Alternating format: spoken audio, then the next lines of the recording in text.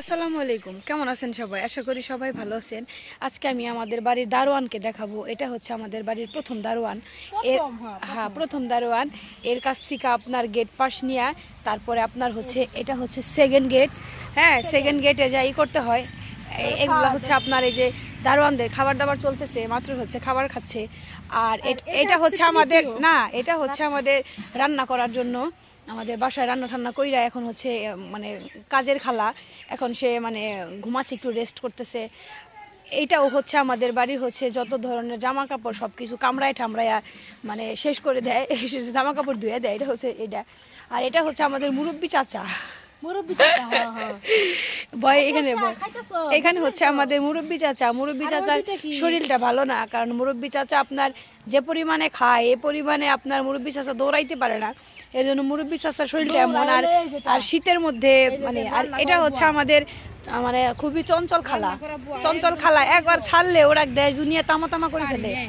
আর ওইখানে আমাদের দুঃখী আর সুখী আছে, যারা কিনা খাবার ছাড়া কিছু বুঝে না, শুধু শুয়ে থাকে, গল্প করে আর মানে শুধু আপনার প্রেম প্রীতিতে ব্যস্ত। এই যে গল্প করে যে আমি এই দুইটা দুঃখু আর হচ্ছে সুখু। হ্যাঁ, দুঃখী আর সুখী এটা। এখন হচ্ছে আমাদের খামারে হচ্ছে খাবারেরই চলতেছে। এই হচ্ছে আমাদের বাড়ির দারোয়ান। আর এই পাশে দিয়ে আপনার গরুর খাবারের জন্য দিচ্ছে, মাত্র হচ্ছে গরুকে আপনার খড় দিচ্ছে। আর এর মধ্যে আপনারা যারা ষাঁড় গরু ফ্যাটেনিং করতে চাচ্ছেন আমার সাথে যোগাযোগ করবেন। আমি হচ্ছে ফ্যাটেনিংয়ের যা যা প্রয়োজন সেগুলো দিয়ে দিব, কারণ এখন থেকে যদি আপনি ফ্যাটেনিংয়ের ব্যবস্থা না নেন তাইলে কিন্তু গরু মোটা তাজা হবে না।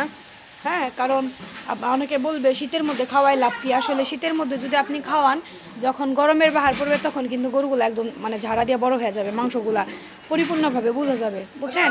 এজন্য একদিন আসলে গরু মোটা তাজা হয় না। আপনি যদি এটা ভাবেন এটা হচ্ছে আপনার ভুল চিন্তা, ভুল সিদ্ধান্ত। কারণ একদিনে কখনোই গরু মোটা তাজা হয় না, গরুকে দীর্ঘদিন ধরে খাওয়াতে হয়। আর এই শীতের মধ্যে যদি আপনি খাওয়াই রাখেন, দেখবেন গরমের বাহার পড়বে শরীরটা একদম মোটা তাজা বোঝা যাবে। যদি এটা না করেন তাহলে হচ্ছে আপনার লস প্রোডাক্ট। এখন আর একদিনে গরু হবে না, দেখা যাবে গরুকে আপনি বলবেন যে মানে বেচার 1 মাস আগে, 15 দিন আগে খাওয়াম, 1 মাস আগে। এটা হচ্ছে আপনার ভুল চিন্তা। কারণ যেটা আপনার ন্যাচারালি পদ্ধতিতে মোটা তাজা, যে মোটা তাজা কখনোই কমবে না। হ্যাঁ, আপনি যদি এখন খাওয়ান আবার বন্ধ করেন তাতেও কমবে না।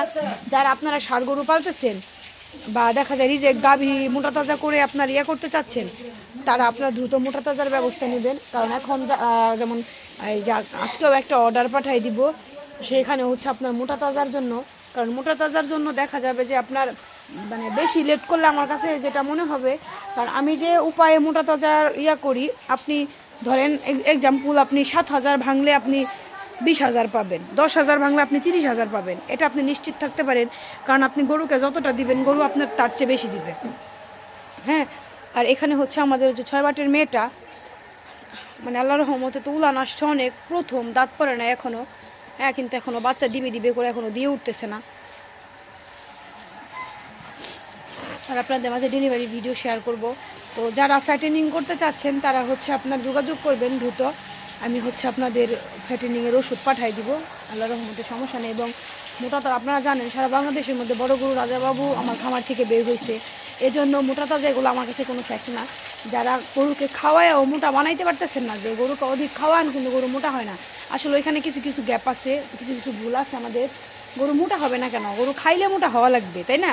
কিন্তু হচ্ছে না আপনাদের। আমার গরু দেখেন প্রত্যেকটা, এগুলো কিন্তু গাভী সবগুলাই হেলদি, কারণ এগুলোকে কখনো ফ্যাটেনিং দেই না, তবুও হেলদি। আর সারগুলোকে যদি দেই তাইলে কেমন হবে? আর দেখা যাবে ওই যে রুচি কম থাকে। আর দেখেন এই যে খড়ই কীভাবে খাইতেছে, ভুসি বালতি মানে ধুয়ে রাখছি এমনভাবে খাইছে, খড় দিচ্ছে। তো সবাই ভালো থাকবেন, সুস্থ থাকবেন। আপনাদের সাথে আবার নেক্সটে দেখা হবে। যাদের ফ্যাটেনিংয়ের জন্য লাগবে, মোটা তাজা করতে পারতেছেন না, তারা হচ্ছে যোগাযোগ করবেন। ওকে, আল্লাহ হাফিজ।